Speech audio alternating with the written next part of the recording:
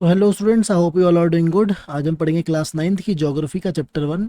और आज ये चैप्टर जो है हम एक ही वीडियो में ख़त्म कर देंगे। चैप्टर का नाम है इंडिया साइज एंड लोकेशन। ये वीडियो है स्पेशली 2025 और 26 वाले बच्चों के लिए।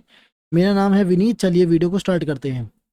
वीडियो स्टार्ट करने से पहले चैनल को सब्सक्राइब कर लीजिएगा। सब्सक्राइब करने का फ़ायदा क्या है कि आपको जितने भी अपडेट्स हैं वो सबसे पहले मिलेंगे।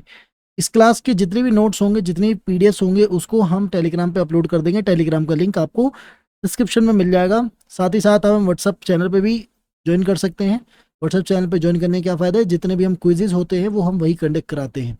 ठीक है, चलिए। चैप्टर का नाम है इंडिया साइज एंड लोकेशन। देखिए, इंडिया के बारे में जानिए तो इंडिया वर्ल्ड की one of the ancient civilizations में से एक है ना।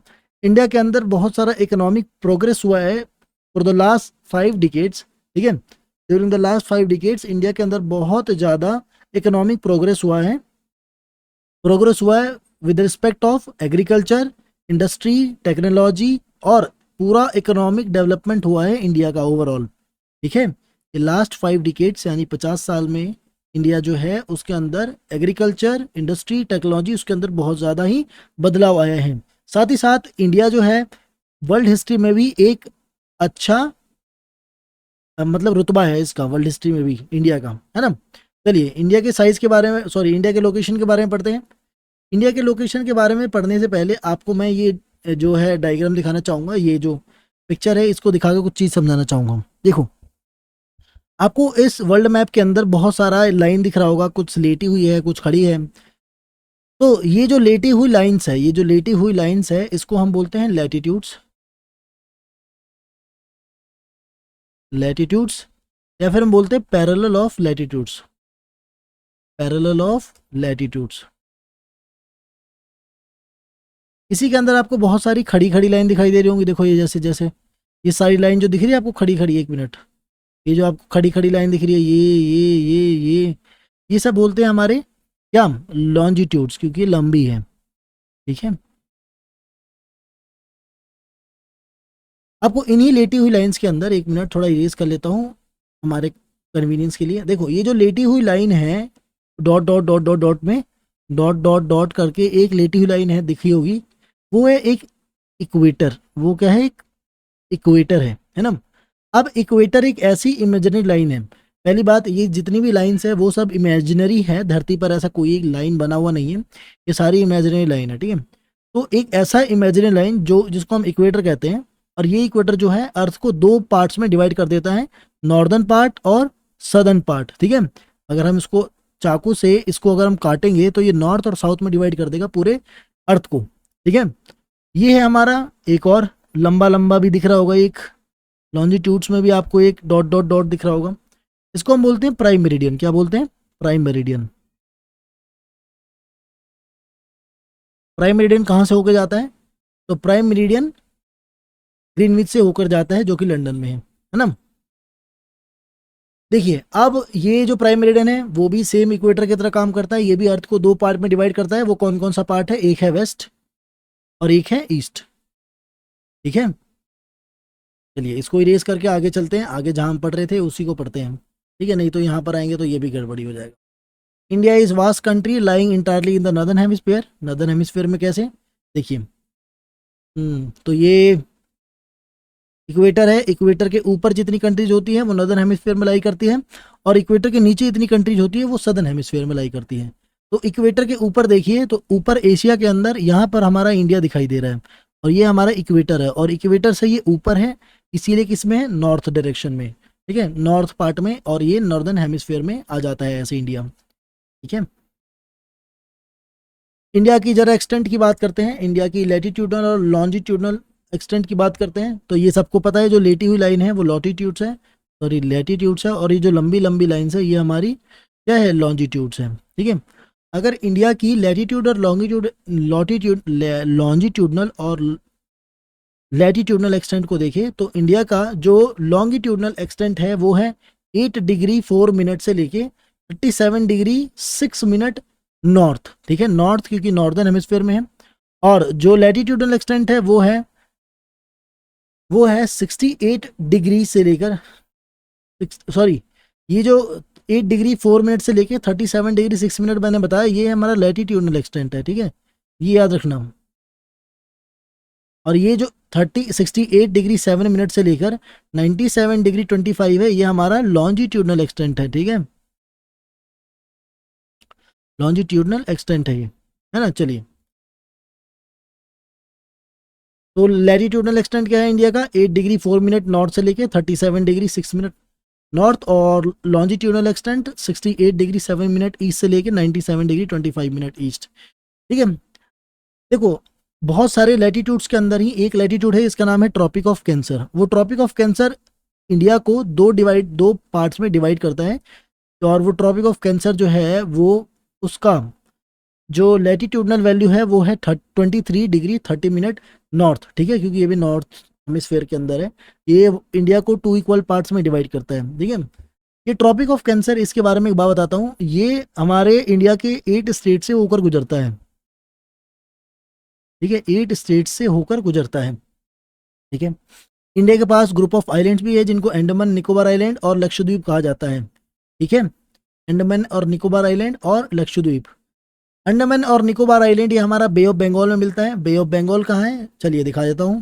देखो, ये यहाँ बे ऑफ बंगाल इंडिया का जो ईस्टर्न बॉडी है, वाटर बॉडी, वो हमारा बे ऑफ बंगाल है, और जो वेस्टर्न बॉडी है वो हमारा अरेबियन सी है, ठीक है। तो आपको ईस्टर्न वाटर बॉडी है जो हमारा, वो बे ऑफ बंगाल मिल जाएगा, और बे ऑफ बंगाल में ये रहा हमारा अंडमान एंड निकोबार आइलैंड, और अरेबियन सी में ये रहा आपका लक्षद्वीप। आपको यहाँ दिख रहा होगा, साफ साफ अक्षरों में लिखा हुआ है, ठीक है। चलिए, ठीक है, चलिए आपको एक चीज़ बताता हूँ। अंडमान और निकोबार आइलैंड के अंदर एक पॉइंट था जिसका नाम था इंदिरा पॉइंट, जिसका नाम क्या था, इंदिरा पॉइंट, ठीक है। इंदिरा पॉइंट का कुछ हिस्सा जब 2004 में एक सुनामी आई थी, उसके अंदर सब मर्ज हो गया था, मतलब थोड़ा सा डूब गया था, पूरा नहीं डूबा है इंदिरा पॉइंट, उसका थोड़ा सा हिस्सा पानी में डूबा हुआ है, ठीक है। इंडिया की साइज के बारे में देखें तो इंडिया का टोटल एरिया है वो है 3.28 मिलियन स्क्वायर किलोमीटर, और इंडिया जो है पूरे वर्ल्ड का 2.4% टोटल जोग्राफिकल लैंड को अक्वायर करता है, ठीक है। अगर देखा जाए तो इस हिसाब से इंडिया जो है वर्ल्ड का 7th लार्जेस्ट कंट्री है, और पहला लार्जेस्ट कंट्री कौन सा है, तो आप यहाँ पे सीक्वेंस वाइज याद कर सकते हैं। इंडिया जो है, पूरे इंडिया बोल रहा हूँ, जो रसिया जो है उसके पास 17.09 मिलियन स्क्वायर किलोमीटर लैंड है। कनाडा के पास 9.98 मिलियन स्क्वायर किलोमीटर लैंड है। यूएसए के पास 9.83 मिलियन स्क्वायर किलोमीटर, चाइना के पास 9.60, ब्राज़ील के पास 8.51, और ऑस्ट्रेलिया के पास 7.69। इसके बाद आता है इंडिया। इंडिया के पास जो टोटल लैंड एरिया है वो है 3.28 मिलियन स्क्वायर किलोमीटर। इसी के हिसाब से इंडिया जो है 7th नंबर पे लाई करता है लैंड एरिया के मामले में, ठीक है।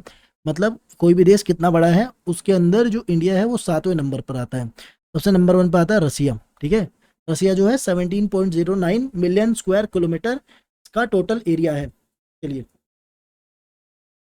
इंडिया की जो लैंड बाउंड्री है वो है 15,200 किलोमीटर की। इंडिया की जो लैंड बाउंड्री है वो है 15,200 किलोमीटर की। बाउंड्री तो आपको पता ही क्या होता होगा, जो बॉर्डर है, ठीक है। इंडिया का coastline boundary including Andaman Nicobar island और लक्षद्वीप, ये क्या है, ये कितना है, 7,516 किलोमीटर, ठीक है। चलिए, India is bounded by young mountains in the north west and north. आपको पता है नॉर्थ में और नॉर्थ वेस्ट में इंडिया के पास माउंटेन्स है, ठीक है, जिनको हम क्या बोलते हैं, आप मेरे को कमेंट में करके बताइए जरा, ठीक है।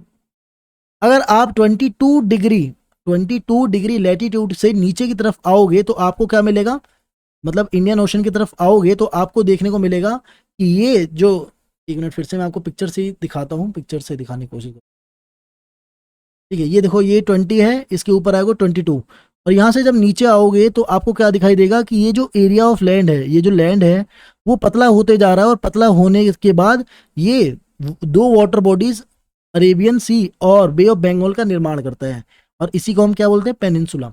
चलिए थोड़ा सा इसके ऊपर डीप में जाते हैं। देखो, पेनिनसुला क्या होता है, पेनिनसुला वो लैंड होता है जो दो वाटर बॉडीज को अलग करता है। पेनिनसुला वो लैंड होता है जो दो वाटर बॉडीज को अलग करता है। जैसे यहाँ पर क्या है, अरेबियन सी, और यहाँ पर क्या है, बे ऑफ बंगाल, है ना, ये इन दोनों को अलग कर रहा है, हाँ, है ना, इसको क्या बोलते हैं, पेनिनसुला। चलिए, और सबसे बड़ा, वर्ल्ड में सबसे बड़ा पेनिनसुला किसका है, कौन सा पेनिनसुला है, ठीक है, आप मेरे को थोड़ा ये भी कमेंट में बताइए। देखो, डिवाइड करता है दो सीज के अंदर, एक है अरेबियन सी और दूसरा है वेस्ट में बे ऑफ बंगाल, ठीक है, वेस्ट में अरेबियन सी और ईस्ट में क्या है हमारा, बे ऑफ बंगाल। चलिए, आते हैं तो गुजरात और अरुणाचल प्रदेश के बीच में जो टाइम अंतर है वो है 2 घंटे। ये हम बचपन से पढ़ते हुए आए हैं, ये हम बचपन से पढ़ते हुए हैं कि अरुणाचल प्रदेश में अगर 2 घंटे पहले, अगर अरुणाचल प्रदेश में अगर सूरज 4 बजे उगता है तो गुजरात में सूरज 6 बजे उगता है। ये हम बचपन से पढ़ के आ चुके हैं, ठीक है। ये जो है ये जो टाइम है, टाइम जो है वो किसके बेस पे मेजर किया जाता है, मतलब कैसे पता चला सबसे पहले कि टाइम क्या होगा। देखिए, तो ये आपको एक वर्ल्ड मैप होगा, हाँ ये रहा। तो आपको यहाँ पर एक मेरिडियन दिख रहा होगा, ठीक है। इस मेरिडियन से आप इस तरफ आएंगे तो टाइम आपका घटते जाएगा, और आप इस तरफ आएंगे तो टाइम आपका बढ़ते जाएगा, ठीक है। कैसे बढ़ते जाएगा, तो अगर आपका यहाँ पर 12 बज रहा होगा, ठीक है, तो इधर जो भी टाइम होगा वो 12 से कम होगा, और इधर जो भी टाइम होगा वो 12 से ज़्यादा ही होगा, ठीक है। इस तरीके से टाइम को सबसे पहले बनाया गया था, ठीक है। और इसको बोलते हैं ग्रीनविच मेरिडियन टाइम, जो कि इंग्लैंड से होकर जाता है ग्रीनविच मेरिडियन टाइम, जिसको हम जीएमटी बोलते हैं, ठीक है। हर कंट्री का अलग अलग टाइम मेरिडियन होता है, स्टैंडर्ड टाइम मेरिडियन होता है। वैसे ही इंडिया का स्टैंडर्ड मेरिडियन ऑफ टाइम क्या है, वो है 82 degree 30 minute east. Standard meridian of India कितना है, 82 डिग्री 30 मिनट ईस्ट, ठीक है। इससे मतलब 82 डिग्री 30 मिनट ईस्ट क्या है, तो यहाँ पर जो टाइम हो रहा होगा वो ऑल ओवर इंडिया उसी टाइम को माना जाएगा, ठीक है। अब अरुणाचल प्रदेश में 2 घंटे पहले हो या फिर गुजरात में 2 घंटे बाद में हो, इससे मतलब नहीं है। जो 82 डिग्री 30 मिनट ईस्ट, ये जो हमारा स्टैंडर्ड मेरिडियन है, यहाँ पर जो टाइम हो रहा होगा उसी को ऑल ओवर इंडिया माना जाएगा, ठीक है। आपको आपकी सहूलियत के लिए बता दूं तो ये वाली लाइन जो है वो मिर्जापुर से होकर जाती है, मिर्जापुर वहीं जिसमें कालीन भैया हैं, ठीक है।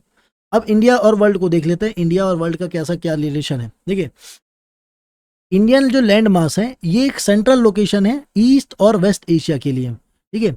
आप जरा इधर ग्लोब में आए, ग्लोब में देखो, तो यहाँ पर हमारा ईस्ट एशिया हो गया, ये हमारा वेस्ट एशिया हो गया, और यहाँ पर हमारा इंडिया है। तो देखो, तो इंडिया एक सेंट्रल पोजीशन को अक्वायर कर रहा है कि नहीं।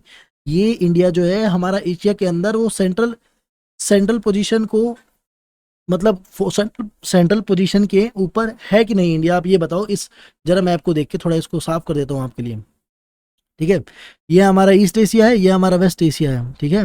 और ये हमारा क्या है, ये हमारा इंडिया है ना। तो इसीलिए जो इंडिया है वो एक सेंट्रल लोकेशन है ईस्ट और वेस्ट एशिया के लिए, ठीक है। और जो हमारा इंडियन ओशन के जो रूट्स है वो कनेक्ट करते हैं यूरोप को, ठीक है। यूरोप जो कि वेस्ट में है, और जो कंट्रीज है ईस्ट एशिया की, ठीक है, उनसे, है ना। इसीलिए इंडिया जो है स्ट्रेटेजिकल लोकेशन को इंडिया जो है एक स्ट्रेटेजिकल सेंट्रल लोकेशन प्रोवाइड करता है। ये जो ये जो इंडियन ओशन है वो इंडिया को एक स्ट्रेटेजिकल सेंट्रल लोकेशन प्रोवाइड करके देता है। कैसे, कैसे, तो इंडियन जो रूट्स है, इंडियन ओशन के जो रूट्स होते हैं वो कनेक्ट करता है कंट्रीज, यूरोप को जितनी भी कंट्रीज हैं, ठीक है, उनको वेस्ट से कनेक्ट करने की कोशिश करता है। वेस्ट में जो यूरोप की कंट्रीज है उससे कनेक्ट हो सकते हैं, और ईस्ट एशिया में जितनी कंट्रीज है उनसे कनेक्ट हो सकते हैं वाया इंडियन ओशियन रूट्स, ठीक है। इसीलिए इंडियन ओशन जो है इंडिया को एक स्ट्रेटेजिकल सेंट्रल लोकेशन प्रोवाइड करके देता है, ठीक है। कोई भी कंट्री के पास इतना लंबा कोस्ट लाइन नहीं है जितना इंडिया के पास है, ठीक है। किसी भी कंट्री के पास इतना लंबा कोस्ट लाइन नहीं है जितना इंडिया के पास है इंडियन ओशियन का, ठीक है। इंडियन ओशियन का, फिर से मैं दोहराता हूँ, इंडियन ओशियन का किसी भी कंट्री के पास इतना बड़ा कोस्ट लाइन नहीं है इंडियन ओशियन में, एक्सेप्ट इंडिया, ठीक है। चलिए, आपको सुएज कैनाल के बारे में बहुत पहले से पढ़ते हुए आ रहे होंगे। सुएज कैनाल क्या है, सुएज कैनाल क्या है, तो सुएज कैनाल एक पैसेज है, वो पैसेज बनाया गया था 1869 में, ठीक है। वो पैसेज से क्या है कि ये पैसेज जो है इंडिया और इंग्लैंड, मतलब पूरे वेस्ट से कनेक्ट करता है जब इंडिया को, ये पैसेज, ठीक है, जिसकी वजह से पूरा 7000 किलोमीटर जो है वो कम हो जाता है। चलिए एक बार दिखाता हूँ। देखिए, ये देखिए, अगर आपको इंग्लैंड से ट्रेड करना है तो आपके पास 2 रास्ते, आप एक तो यहाँ से घूम के जाओ पूरा ऐसे, हाँ या ना, यूरोप से अगर आपको ट्रेड करना है तो इंडिया को पूरा यहाँ से घूम के जाना पड़ेगा, या फिर यहाँ से आप आओगे और यहाँ से ये रहा, ये यहाँ से ये, ठीक है। तो ये रहा हमारा सुएज कैनाल, यहीं पर है, ठीक है। एक मिनट, तो ये हमारा यहाँ पर सुएज कैनाल है, ठीक है, जिसको 1869 में बनाया गया था। इससे क्या होगा कि यहाँ से निकले सीधे यूरोप का एक्सेस मिल जाता है इंडिया को, है ना। थोड़ा इसको साफ कर देता हूँ यार। देखो ये हमारा सुएज कैनाल है, इससे क्या होगा कि इंडिया यहाँ से आएगा सीधे यूरोप के साथ यहाँ आकर ट्रेड कर लेगा। अगर ये नहीं होता तो क्या होता है कि पूरा यहाँ से आपको घूम के आना पड़ता है यूरोप में ट्रेड करने के लिए, है ना। देखा जाए तो कितना लंबा रास्ता जो है उसको कम किया है, ठीक है। चलिए, तो सुएज कैनाल ने 7,000 किलोमीटर जो है उसको कम कर दिया गया है, 7,000 किलोमीटर जो है उसको कम कर दिया है इंडिया के लिए, ठीक है, या फिर बाकी कंट्रीज के लिए जो ट्रेड करना चाहते हैं इस एशिया के अंदर। अगला देखें, अगला देखते हैं। तो देखो इंडिया जो है उसका एयर रूट्स भी अच्छा है और सी रूट्स भी अच्छा है, ठीक है। एयर रूट्स और सी रूट्स तो अच्छा है, लेकिन ये बताओ कि एयर, सी और लैंड, इनमें से सबसे पुराना जो कॉन्टेक्ट रूट है पूरे वर्ल्ड से इंडिया का वो कौन सा है? एरिया, एयर रूट, सी रूट या फिर लैंड रूट, ठीक है। The answer is land route, ठीक है। लैंड रूट जो है इंडिया का बहुत पुराना है, बहुत ही ज्यादा पुराना है। इंडिया के पास लैंड रूट था जिसको हम एक ऐसा लैंड रूट है जो कि कोलकाता से पेशावर तक थी, ठीक है, जिसका नाम था शेरशाह सूरी मार्ग, ठीक है। जिसको किसने बनवाया था आप मेरे को कमेंट करके बताओ, ठीक है। तो बस मैं ये बताना चाहता हूँ शेरशाह सूरी और ये सब जरूरी नहीं है, जरूरी हमारे लिए ये है इंडिया जो है, इंडिया का जो लैंड रूट है पूरे वर्ल्ड के लिए वो सबसे ज़्यादा पुराना है, ठीक है। अगर पुराना नहीं होता तो ये बताओ कि आइडिया, उपनिषद की जितनी भी आइडिया है, रामायण की जितनी आइडियाज़ है, पंचतंत्र में जितनी भी स्टोरीज है, इंडिया के जो न्यूमेरिकल या फिर डेसिमल सिस्टम की जो बातें हैं वो पूरे वर्ल्ड को कैसे पता चलता, है ना। या फिर पूरा, फिर और या फिर जो ग्रीक स्टैचूज बने बुद्धिज्म की वो कैसे पता चलता, वो कैसे होता, ठीक है। जो आपको बुद्धिज्म की स्टैचू दिखती है ना आजकल वो ग्रीक स्कल्पचर है, ठीक है, वो ग्रीक स्टाइल में बनाई गई है ना। तो ये सब चीज़ें कैसे हो पाया? वाया लैंड रूट, लोग यहाँ से वहाँ जाते थे ट्रेड करने के लिए, वहाँ से यहाँ आते थे, यहाँ के आर्टिशियन वहाँ जाते थे, वहाँ के आर्टिशियन यहाँ आते थे, ठीक है। चलिए आगे देखते हैं, इंडिया के नेबर्स के बारे में देख लेते हैं। इंडिया के पास, पहले इंडिया को ही देख लेते हैं। तो इंडिया के पास 28 स्टेट्स है और 8 यूनियन टेरिटरीज हैं, है ना। इंडिया के 7 लैंड बाउंड्रीज वाले नेबर्स हैं, इंडिया के 7 लैंड नेबर बाउंड्रीज हैं। पाकिस्तान, अफगानिस्तान, नॉर्थ वेस्ट में चाइना, चाइना का जो तिब्बत वाला हिस्सा है वो नॉर्थ वेस्ट में, नेपाल है हमारे पास, भूटान, म्यांमार, बांग्लादेश। तो ये जो 7 कंट्रीज है, 1 2 3 4 5 6 7 8, ठीक है, ठीक है, 7 जो कंट्रीज हैं ये जो है इंडिया की लैंड बाउंड्री से कनेक्टेड है ना। चलिए आपको एक चीज बता दूं, अभी तो हमारे पास 28 स्टेट्स हैं, लेकिन 1947 से पहले जो पूरा इंडिया है वो 2 पार्ट में डिवाइड था। एक होते थे प्रिंसली स्टेट, ठीक है, और एक होते थे प्रोविंस, ठीक है। एक होते थे प्रिंसली स्टेट और एक होते थे प्रोविंस, ठीक है। 1947 के बाद पहले की बात बता रहा हूँ जब इंडिया आज़ाद नहीं हुआ तो इंडिया के पास 2 प्रकार के स्टेट थे, एक थे प्रिंसली स्टेट और एक थे प्रोविंस, ठीक है। जो प्रोविंस थे उसको डायरेक्ट ब्रिटिश गवर्नमेंट कंट्रोल करती थी, और जो प्रिंसली स्टेट थे उनको कंट्रोल कौन करता था? जो रूलर राजा हो जाते थे, जो लोकल जो राजा होते थे वहाँ के, वो कंट्रोल करते थे। अब किस बेस पे कंट्रोल करते थे कि उन्होंने अंग्रेजों की सुजरेनिटी जो है, मतलब अंग्रेजों की ताकत को एक्सेप्ट कर लिया था उन्होंने, और अंग्रेजों ने उनको बदले में क्या बोला था कि ठीक है भाई तुम अपना राज्य संभालो, बस हमें थोड़ा टैक्स दे दो, ठीक है? तो ये है 1947 के हालात। 1947 से पहले 2 टाइप ऑफ स्टेट्स थे इंडिया के अंदर, प्रोविंस और प्रिंसली स्टेट। प्रोविंस जो थे उसको रूल कौन करते थे? ब्रिटिश ऑफिशियल्स, जो कि अपॉइंट कौन करता था? वाइसरॉय, वाइसरॉय अपॉइंट करता था उन लोगों को जो कि प्रोविंस पे जाके राज करेंगे। और प्रिंसली स्टेट से दूसरे, जिसको रूल किया जाता था लोकल हेरिडेटरी रूलर्स, ठीक है, ऐसे रूलर जो हेरिडेटरी होते थे। हेरिडेटरी मतलब क्या होता है कि अगर आप रूलर हो तो आपका बच्चा भी बाद में रूलर होगा, ठीक है। इस बेस पे कि जो वो रूलर्स थे उन्होंने एक्नॉलेज किया लिया है, एक्नॉलेज मतलब एक्सेप्ट कर लिया है सुजरेनिटी को, किसकी सुजरेनिटी को, ठीक है, सुजरेनिटी को किसकी? तो वो सुजरेनिटी है किसकी? अंग्रेजों की, ठीक है। चलिए, ये हमारे मैप पे देख लेते हैं कौन कौन सी कंट्रीज हैं। ये अफगानिस्तान है, ये पाकिस्तान है, ये चाइना का तिब्बत, नेपाल, भूटान, बांग्लादेश, म्यांमार, ये 7 हमारे नेबरिंग कंट्री हो गए। हमारे कुछ मैरीटाइम नेबरिंग कंट्रीज भी है। मैरीटाइम नेबरिंग कंट्रीज का मतलब वो होता है जो कि पानी से जुड़े हुए हैं। पहला है हमारे पास मालदीव्स और दूसरा क्या है हमारे पास श्रीलंका। ठीक है, ये 2 कंट्रीज जो है वो हमसे पानी से जुड़े हुए हैं। ठीक है, पानी से जुड़े हुए नहीं है मतलब पानी वाले पड़ोसी हैं, है ना। पानी के लिए पड़ोसी नहीं, पानी वाले पड़ोसी हैं। Sri Lanka and Maldives. Sri Lanka is separated by a narrow channel of sea named formed Palk strait. देखिए तो ये हमारा पलक स्टेट है। अब स्टेट क्या होता है? स्ट्रेट ऐसा वाटर बॉडी होता है जो 2 लैंड्स को अलग करता है। स्ट्रेट ऐसा वाटर बॉडी होता है जो 2 लैंड्स को अलग करता है। ठीक है, तो पलक स्टेट जो है ये हमारा इंडिया है। वैसे देखा जाए तो ये फोटो मैंने उठाई है कहीं से। ठीक है, ये तो इसके ये स्पेस से लिया गया है, तो ये हमारा इंडिया है और ये हमारा हमारा नहीं मतलब ये है श्रीलंका। ठीक है, तो ये अलग कर रहा है क्या? पलक स्टेट जो है इंडिया और श्रीलंका को अलग कर रहा है।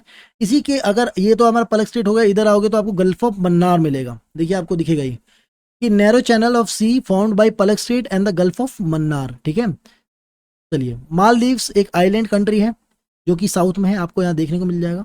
लक्षद्वीप ये रहा, लक्षद्वीप के साउथ में आओगे तो आपको क्या मिल जाएगा? मालदीव्स आ जाएगा। ठीक है, चलिए चलिए इतना पढ़ लिया हमने। इतना पढ़ लिया हमने। ठीक है, थोड़ा सा जान लेते हैं, थोड़ा क्वेश्चन कर लेते हैं अब। ठीक है, देखते हैं कि कितना हम पढ़ के आए हैं, कितना सही है कितना नहीं। ठीक है, चलिए क्वेश्चन है कि ट्रॉपिक ऑफ कैंसर कौन से स्टेट से होकर नहीं गुजरता। ठीक है, मैं यहाँ पे सिर्फ आपको आंसर बताऊंगा। ठीक है, आप मेरे को बताओगे कमेंट में करके कि किस स्टेट से ट्रॉपिक ऑफ कैंसर होके नहीं गुजरता। ठीक है, मतलब ट्रॉपिक ऑफ कैंसर कौन से स्टेट से होकर नहीं जाता है। ठीक है, तो पहला क्वेश्चन, ट्रॉपिक ऑफ कैंसर कौन से स्टेट से होकर नहीं जाता है? वो है वो है उड़ीसा। ठीक है, उड़ीसा से ट्रॉपिक ऑफ कैंसर होकर नहीं जाता है। ये आप मेरे को बताओगे कि कौन कौन से स्टेट्स है। अगर उड़ीसा नहीं है तो हमारे पास 3 तो यही हो गए, राजस्थान, छत्तीसगढ़, त्रिपुरा। ठीक है, ये हमारे 3 तो यहीं पे हो गए। अब आप मेरे को 5 कमेंट में बताओ। चलो चलो, तो इसका आंसर क्या है? Orissa. The eastern most longitude of India is. India का जो लॉन्जिट्यूडनल एक्सटेंट है वो कितना है? तो यहाँ से देखो, यहाँ से लेकर यहाँ तक कितना है? तो ये तो है 68 डिग्री 7 मिनट से लेकर 97 डिग्री 25 मिनट्स। ठीक है, तो 97 डिग्री 5 मिनट्स ये हमारा सबसे ईस्टर्न मोस्ट है, ईस्ट के अंदर, है ना। चलिए अगला, Uttarakhand, Uttar Pradesh, Bihar, West Bengal, Sikkim have a common frontier with. Uttarakhand Uttarakhand Uttarakhand, Uttar Pradesh, Bihar, West Bengal, Sikkim, ये सब एक ऐसी कंट्री के साथ अपने लैंड को शेयर करती है, मतलब अपना बाउंड्री शेयर करती है। वो कंट्री कौन सी है? चाइना, भूटान, नेपाल या म्यांमार? फिर से क्वेश्चन दोहराता हूँ, ये जो स्टेट्स है उत्तराखंड, उत्तर प्रदेश, बिहार, वेस्ट बंगाल, सिक्किम, ये किसी एक कंट्री के साथ अपने बाउंड्री को शेयर करती है। वो कॉमन कंट्री कौन सी है? Answer is Nepal. ठीक है, अगला question, if you intended to visit Kavaratti during your summer vacation, which one of the following union territories of India you will going to. ठीक है, अब ये बताओ ये बताओ कि अगर आपको कोई भी ऐसा, आपको बोल रहा हूँ, अगर आपको कावारत्ती घूमना है तो आप कौन से यूनियन टेरिटरी में जाओगे? पुडुचेरी, अंडमान एंड निकोबार आइलैंड, लक्षद्वीप या फिर दमन एंड दीव? चलिए जल्दी बताइए मेरे को, मैं अभी आ रहा हूँ।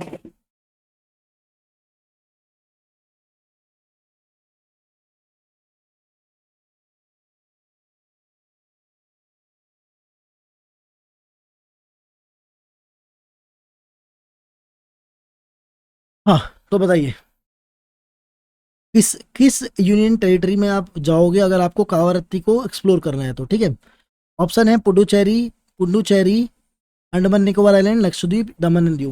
बताइए। देखिए आंसर है लक्षद्वीप। ठीक है, क्योंकि लक्षद्वीप का कैपिटल ही है कावारत्ती। ठीक है,